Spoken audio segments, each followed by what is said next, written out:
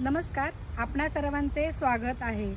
सध्या खूप जास्त प्रमाणात थंडी पडत आहे। सगळीकडेच अगदी लहानांपासून मोठ्यांपर्यंत सगळ्यांना खोकल्याचा, सर्दीचा अतिशय त्रास होत आहे। तर यासाठी घरगुती छोटासा उपाय घेऊन आले आहे। सगळ्यांच्या घरामध्ये काळी मिरी असते। 1.5 कप पाणी घ्या, 3 काळी मिरी कुटा, साधारण अर्धा इंच इतका आल्याचा तुकडा त्यामध्ये किसा। हे उकळून 1 कप इतके करा आणि गाळा। ज्यांना तिखट सहन होणार नाही त्यांनी त्यामध्ये थोडासा गूळ घालायला हरकत नाही। लहान मुलांना तुम्ही गूळ घालून देऊ शकता आणि मोठ्यांनी चहासारखं बिना गुळाचं कडत दिवसातनं 2 ते 3 वेळा प्या। याने काय होणार आहे की तुमच्या शरीरात पहिल्यांदा ऊर्जा उत्पन्न होणार आहे आणि ती उष्णता निर्माण झाल्यामुळे तुमचा खोकला देखील कमी होणार आहे। तर हा उपाय तुम्ही नक्की करा। मी स्वतः हा काढा रोज घेते आहे, माझ्या घरच्यांना पाजते, त्यामुळे अजून तरी आम्हाला कुणालाही खोकला झालेला नाही।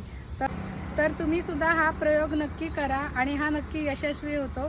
सगळ्या लहानांपासून मोठ्यांपर्यंत सगळ्यांना चालतो, आयुर्वेदिक आहे, त्यामुळे नक्की करा आणि तुम्हाला काय फरक पडतो तो मला नक्की कळवा। धन्यवाद।